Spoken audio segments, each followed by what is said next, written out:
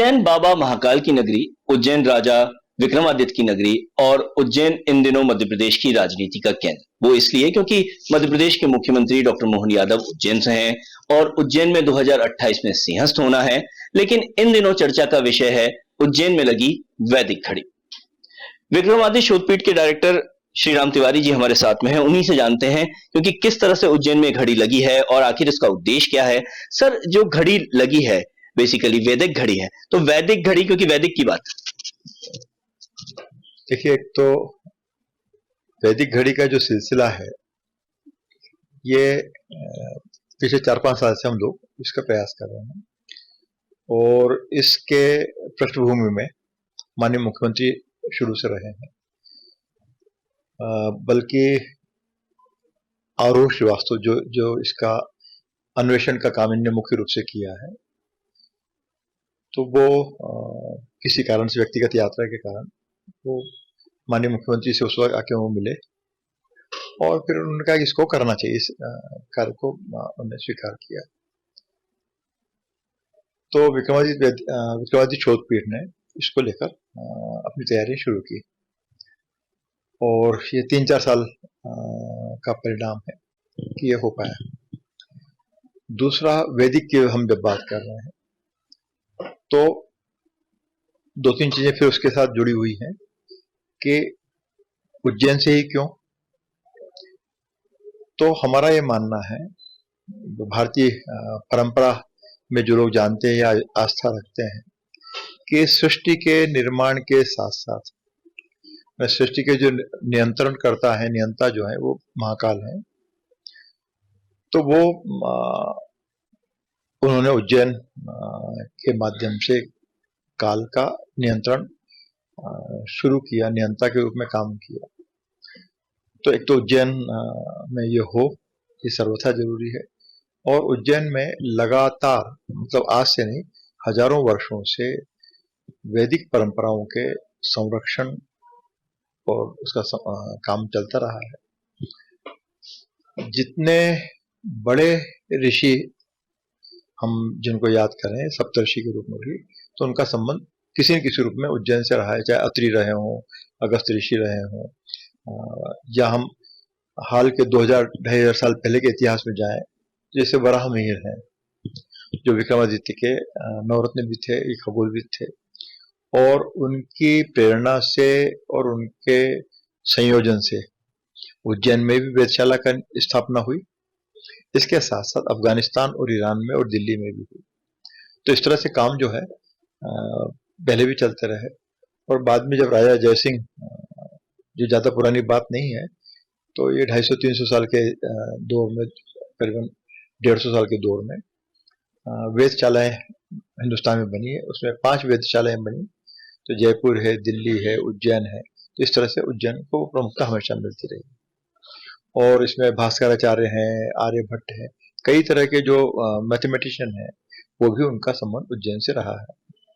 तो एक तो ये कारण, तो एक तो सहज परिणाम है कि भाई उज्जैन को ये सौभाग्य प्राप्त है कि वो एक कालगणना का केंद्र आरंभ से रहा है और वहाँ यह सहज उसकी परिणति होना उचित ही था कि आज भी उज्जैन में उस तरह से फिर एक तरह से प्रयास, एक तरह से फिर से पहचाने जाने की जो कोशिश है वो हमने की।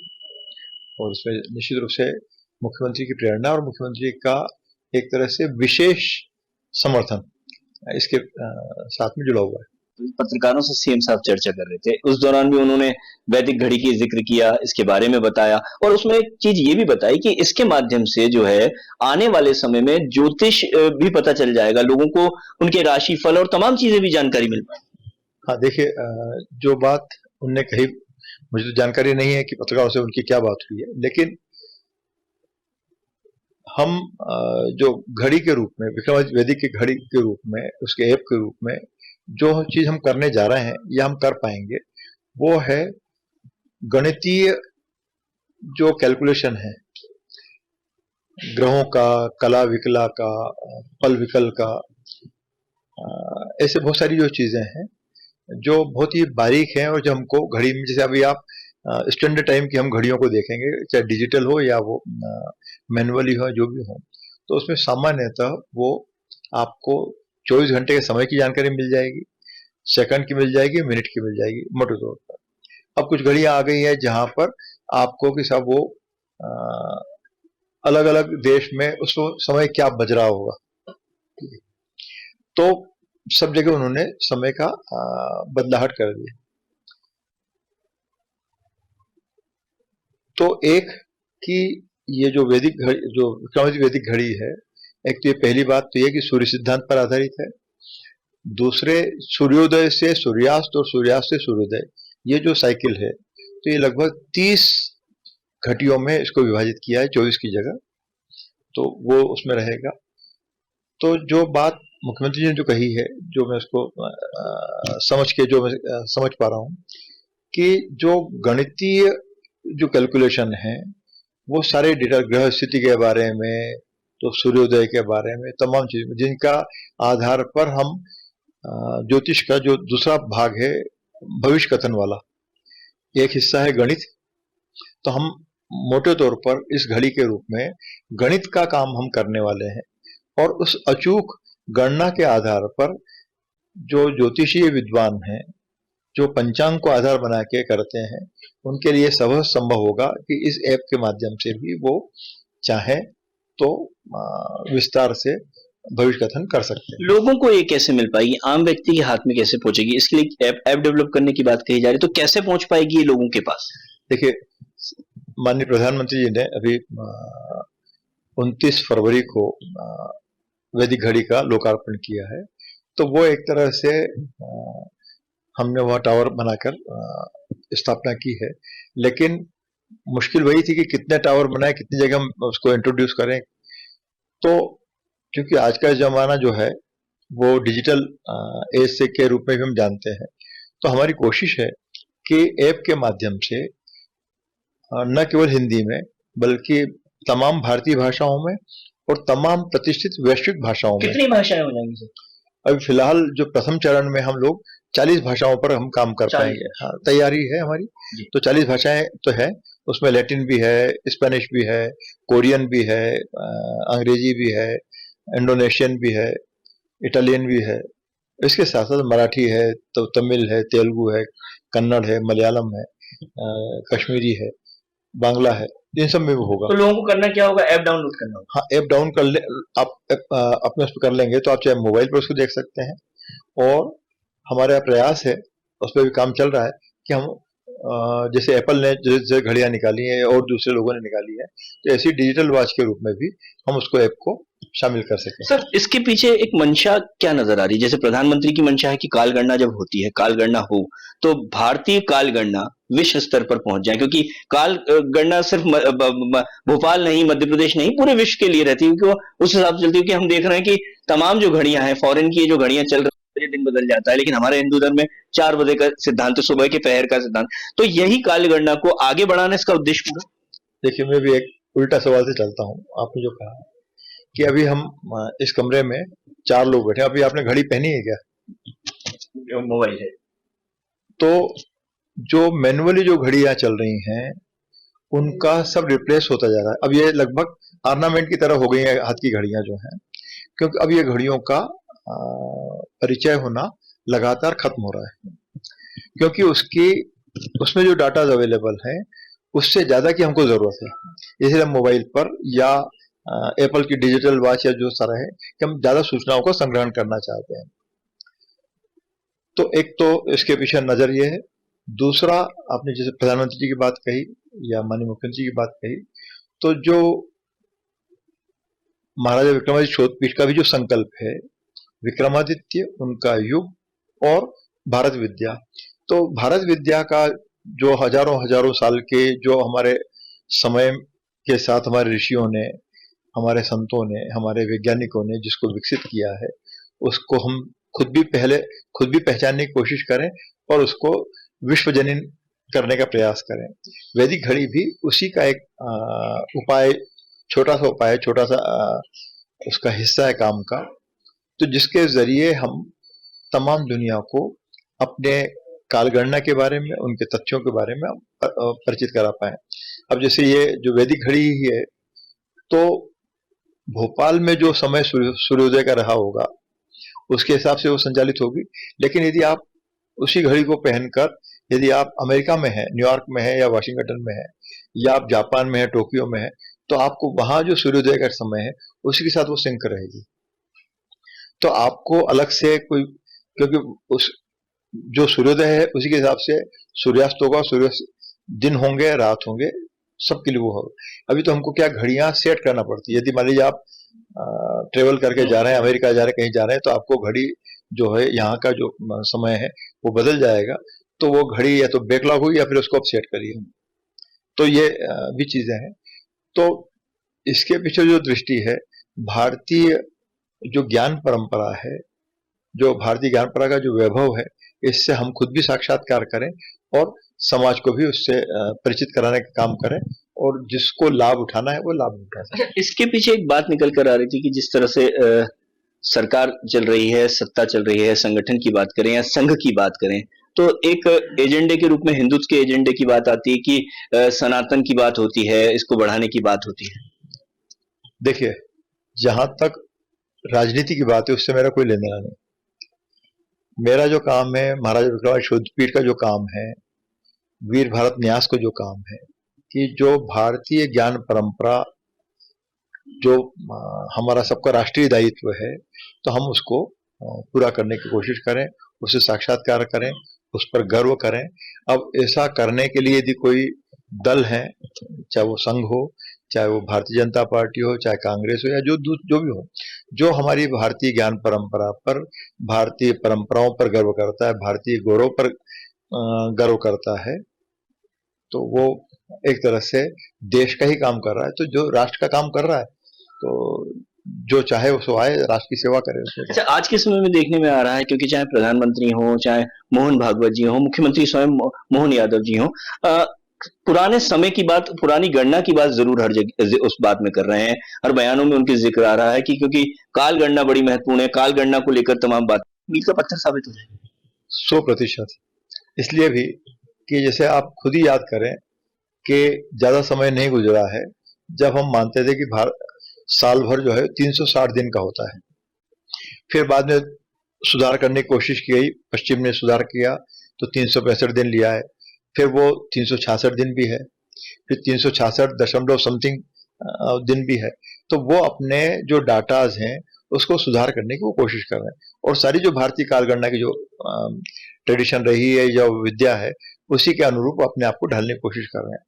सिर्फ मुश्किल इतनी सी है कि पश्चिम जो है हमारे शक्ति का, हमारे अनुभव का, हमारी ज्ञान परंपरा का लाभ तो लेना चाहता है, पर उसका श्रेय हमको नहीं देना चाहता। नासा इतना सारा काम कर रहा है दुनिया भर में, और बड़ा काम कर रहा है, लेकिन अब तो नासा भी मान रहा है सर, माना तो कर रहा है। और नासा ने बहुत सारी चीजों का काम किया हुआ है। जैसे घड़ी तो ठीक है, कालगणना की बात है, तो अचूक समय तो हमको भारतीय कालगणना से मिल रहा है। ठीक उसी तरह से जैसे अभी हमको जो जानकारी मिलती है कि वैमानिकी शास्त्र को लेकर भरद्वाज ऋषि ने जो हजारों साल पहले जो यहाँ काम किया था, उसको लेकर नासा ने भी उसकी स्टडी करना शुरू की। और क्या ही अच्छा होता कि इसके बारे में हम जल्दी सुपरिचित हो जाते। तो जैसे भरद्वाज जो हैं, वो अपने वैमानिक शास्त्र में एक उड़ते हुए वायुयान से, हवाई जहाज से दूसरे उड़ते हुए वायुयान में कैसे उसके जो यात्री हैं वो ट्रांसमिट हो सकते हैं, यह विद्या अभी तक 2024 का अंत होने आ रहा है, पर अभी तक तो नहीं हुई है। यदि हो गई होती तो सुनीता विलियम जो है अंतरिक्ष में अभी फालतू में चक्कर नहीं काट रही होती। तो हम ये नहीं कहना चाहते कि हमारा जो वैज्ञानिक परंपरा है, अन्वेषण है, वो अल्टीमेट है, लेकिन खेत की बात है अल्टीमेट। तो कम से कम उससे उस तक तो पहुंचे। और किस तरह से जो हमारे ऋषि वैज्ञानिक थे, उन्होंने समय की गणना का कैसे बैठे बैठे या चिंतन के जरिए किया होगा, क्योंकि अभी हमको नहीं पता कि हमारे जो पुराने जो लोग हैं उनके उपकरण क्या क्या थे। ये अभी हाल की बात है कि जब हमको लगा कि नहीं सुश्रुत जो है या चरक जो है, तो सुश्रुत है तो वो उन्होंने सर्जरी के लिए बहुत सारे उपकरणों का इजाद की थी, खोज की थी। तो लेकिन हमको आज पता चला कि हाँ साहब, हम तो पहले भी ऑपरेशन होते थे और पहले भी सर्जरी हुई, सब कुछ हुआ है। तो अब धीरे धीरे हम उसको जैसे जैसे हमारी समझ बढ़ती जा रही है, हमारा ध्यान जा रहा है, दुनिया का ध्यान जा रहा है, तो बहुत सारी चीजें सामने आ रही हैं। भारतीय कालगणना एक तरह का, या वैदिक घड़ी जो है, एक उसका छोटा सा उपाय है या छोटा सा प्रतीक है। इस कालगणना से आने वाले समय में मध्य प्रदेश कहें या देश कहें, कितना बेनिफिट्स क्या क्या चीजों में हो पाएगा? देखिए, लाभ हानि के रूप में देखने का काम संस्कृति का नहीं है, न ज्ञान का है, न परंपरा का है। और ये बड़ी खेद की बात है कि हम बच्चे को स्कूल भेजते हैं तो नॉलेज के लिए नहीं, हम सोचते कि चलो बड़ा होकर डॉक्टर हो जाएगा या इंजीनियर हो जाएगा या ये हो जाएगा वो हो जाएगा और इतना कमा के लाएगा। तो कितनी वो इतने 20-25 साल के जीवन में कितना ज्ञान अर्जित करेगा, इसके बारे में कोई बात नहीं करता है। जबकि मूल सूत्र, हमारा जो फोकस है वो लाभ हानि पर नहीं है। लाभ हो अच्छी बात है, नहीं हो तो मुझे कोई उससे लेना देना नहीं। देश को तो होगा सर, क्योंकि अगर बाकी देश इसका अनुसरण करते हैं तो निश्चित तौर पर। बिल्कुल बिल्कुल। तो बाजार से हटकर हमारा जो, और जो इसीलिए हमारे यहाँ पर विद्या को शिक्षा से ज्यादा बड़ा माना गया है। तो हम, इसलिए मैंने कहा कि हमारा जो काम है वो भारत विद्या के से साक्षात्कार करने का और उसके जो छुपे हुए पहलू है उनको समाज के सामने लाने की हमारी कोशिश है। अब उससे किसको क्या लाभ मिलता है नहीं मिलता है हमको नहीं मालूम। अच्छा, 2028 में कुंभ की बात चल रही है, तो ये वैदिक घड़ी जब लोग देखेंगे आएंगे, क्योंकि आने वाले अभी समय है, 4 साल का लगभग समय है उसके लिए, तो इतने में तो और बहुत सी चीजें डेवलप हो जाएंगी। तो वहां जब लोग आएंगे, इस वैदिक घड़ी का उपयोग किस तरह से साधु भी कर सकते हैं या ज्योतिष भी कर सकते हैं? कहा जा रहा है ज्योतिषों के लिए बहुत ज्यादा बेनिफिट रहेगी। ज्योतिष के लिए और समाज के लिए भी। देखिए, हम लोग अपने समय के, माने जो जीवन का जो हमारा क्रम है, जीवन के जो उत्सव हैं, उसके लिए हम पंचांग को देखते ही हैं। ये पंचांग हो, उसके साथ या जो घड़ी है, जो घड़ी एक तरह का एक्सपांशन है या रिप्लेसमेंट होगा पंचांग का, कि जितनी जरूरी सूचनाएं पंचांग में मिलती हैं वो सारी सूचनाएं आपको यहाँ भी मिल सकती हैं, इतना रहेगा उसमें। मतलब अगर मैं उसको हाथ में बांधता हूँ उस घड़ी को, तो मैं कहीं भी जाता हूँ तो मैं आराम से देख सकता हूँ कि 3:30 बजे से लाभ का चौघड़िया है, मैं कुछ शुभ काम कर सकता हूँ। बिल्कुल वो कर सकते हैं, उसको करना चाहें तो। जैसे मजाक की बात है, लेकिन 3-4 साल पहले जब इस पर विचार चल रहा था, तो एक मेरे व्यवसायी मित्र हैं और जिनका भारतीय परंपरा में कोई ज्यादा भरोसा नहीं है, उन्होंने कहा तुम अच्छा काम कर रहे हो, तो राहु काल में या कई बार वर्जित समय रहता है उनके शराब पीने के लिए, तो हमको पता रहेगा इस वक्त हमको शराब नहीं पीना है। तो जिसके मन की जैसी भावना है वैसा उसको उपयोग कर सकता है। किसी को पूजा पाठ करना, वो पूजा पाठ के लिए सोच सकता है। किसी को शादी ब्याह करना है या बच्चों का मुंडन है, या जीवन के बहुत सारे रस्में हैं जिसमें हम अपने विचार कर सकते हैं। नौकरी के लिए समय, पर ये सब तो कुछ बातें विश्वास की हैं, कुछ बातें अंधविश्वास की हैं, पर लेकिन यह कि जो नॉलेज है, कालगणना का जो जानकारी है, वो आपको तमाम तमाम तरीके से, नए नए तरीके से सोचने के लिए बाध्य भी कर सकता है और सोचने के लिए संकेत भी दे सकता है कि सर अभी कितने शहरों में स्थापित करना है उज्जैन के बाद? देखिए क्या है कि हमने तो इसीलिए कि ये फिर अनंत है कि जैसे मध्य प्रदेश में भाई गांव गांव में जाना चाहिए, तो मध्य प्रदेश में गांव जो है, कितने गांव है, करीब 50-60 हजार गांव है। तो इतने कर करके ना ये हमारा काम है, इसीलिए मैंने कहा कि हमारा काम कॉमर्स नहीं है। तो इसके लिए जब एक डिजिटल टेक्नोलॉजी जब आपको ये सब सपोर्ट कर रही है कि आप ऐप की तरह उसमें डेवलप कर दें और उसको जिसको उसकी जरूरत पड़े वो उसका सदुपयोग कर सकता है। तो कई बार तो मोबाइल में आपको ऐप डाउनलोड करना है, हो जाएगा। स्मार्ट टीवी में आपको ऐप डाउनलोड करना है, आपको मिल जाएगा। घड़ियां भी अभी तो डिजिटल घड़ियां नई नई अभी इंट्रोड्यूस हुई हैं, तो थोड़े समय में ये भी होगा कि वहां भी आप वो कर दें, या फिर हम उसको प्रेरित करेंगे कि ऐसी जो घड़ी के निर्माता हैं वो उसके लिए आगे आए और हमारी वैदिक घड़ी के टाइम को भी, उस ऐप को भी उसमें शामिल करेंगे। सर उज्जैन से ही शुरुआत क्यों की गई है? शुरुआत में जो प्रश्न मेरा रह गया था कि उज्जैन से ही क्यों शुरुआत की गई है इस चीज की? और भी शहर थे बहुत सारे। हाँ, नहीं तो देखिए ये सवाल ही में अपने आप जवाब भी है, और ये फिर सवाल भी उठता है कि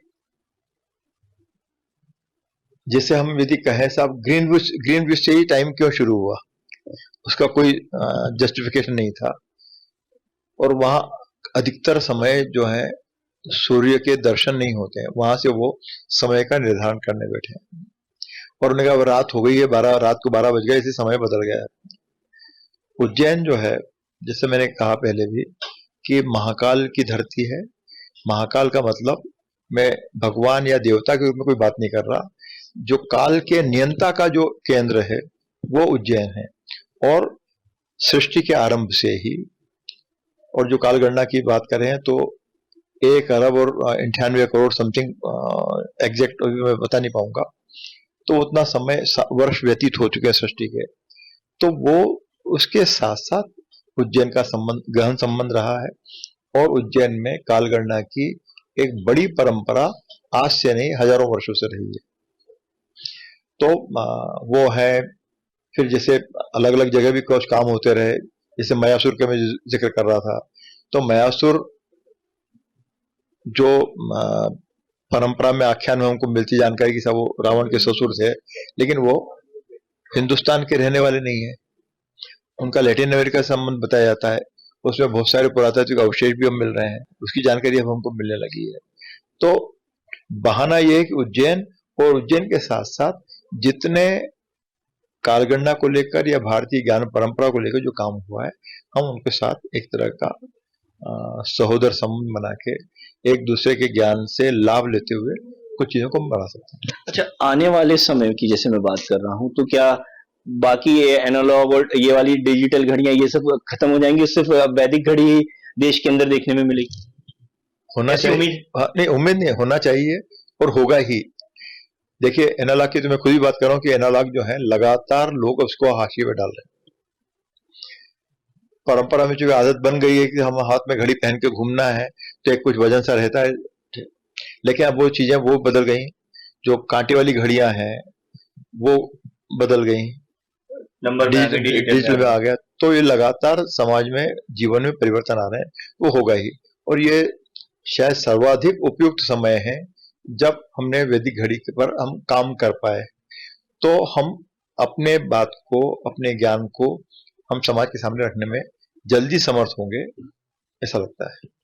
एक मतलब दूसरों की ओर से भी सवाल आता है कि ये एक एजेंडा है जो बढ़ रहा है, संघ का एजेंडा हो चाहे हिंदुत्व का एजेंडा। देखिए मेरा फिर कहना है कि मैं राजनीतिक बात नहीं करूंगा, पर एजेंडा है तो बुरा क्या है? क्योंकि जो दूसरे लोग भी जो हैं, भाई पश्चिम ने भी तो अपने एजेंडे पे ही काम किया ना, उनका भी एजेंडा था। तो ये आप जो घड़ी जिसकी आप बात कर रहे हैं, ये कितने सालों से है आपको पता है? तो ये लगभग 1800 के आसपास से ये इंट्रोड्यूस हुई है ना। नाप तोल की सारी विधियां जो हैं उन्होंने, या आपके जो नंबर्स हैं, अंक जो है, उसको भी उन्होंने यूनिवर्सल करते हुए रोमन में और सब में उन्होंने शामिल किया। तो एजेंडा सामने वाला करे तो एजेंडा, सामने वाला करे तो कुछ नहीं, और हम करें तो एजेंडा। तो यदि राष्ट्र के निर्माण के लिए कोई भी हो, यदि वो एजेंडा लेकर राष्ट्र के निर्माण के लिए कोई काम कर रहा है, संकल्पित है, तो मेरा ख्याल है कि इसको तो सराहना की जानी चाहिए, सम्मान किया जाना चाहिए। अंतिम सवाल यहाँ पे बनता है कि जिस तरह से प्रधानमंत्री लगातार कालगणना की बात कर रहे हैं, मुख्यमंत्री कालगणना की बात कर रहे हैं, तो अब कालगणना पर ही आधारित भारत की पूरी गणना है। देखिए ये तो समय की, देखिए मैं जो बार बार कहना चाहता हूँ, और इसमें कोई अहंकार नहीं है, कि हमको अपनी परंपरा से, ज्ञान परंपरा से साक्षात्कार करना चाहिए ही, क्योंकि वो तो है।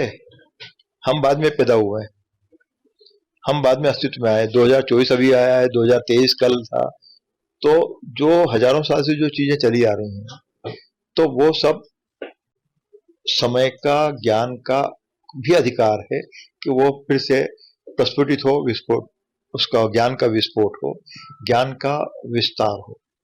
तो हम तो सिर्फ एक उत्प्रेरक के नाते, एक छोटे से बिंदु या छोटे से उपकरण के नाते हम जो कुछ कर सकते कर रहे हैं।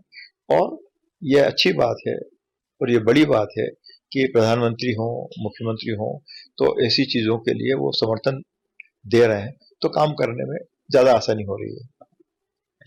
विक्रमादित्य शोधपीठ के डायरेक्टर श्रीराम तिवारी साफ तौर पर कहते हैं कि जिस तरह से वैदिक घड़ी आएगी और निश्चित तौर पर जिस तरह से वो आ चुकी है और आने वाले समय में लोगों के हाथों में भी होगी, तो इससे कहीं ना कहीं आम जन को फायदा तो होगा ही होगा, राष्ट्र को भी इससे फायदा होगा। सबसे महत्वपूर्ण बात यही है कि ये हमारा इतिहास था, हमारे खुद की यहाँ पे ये स्थितियां थी, हमने खुद इसका निर्माण किया था और अन्य राष्ट्रों में भी आने वाले समय में ये देखने में आएगा और वैदिक घड़ी के माध्यम से ही आने वाले समय में काल की गणना हो पाएगी।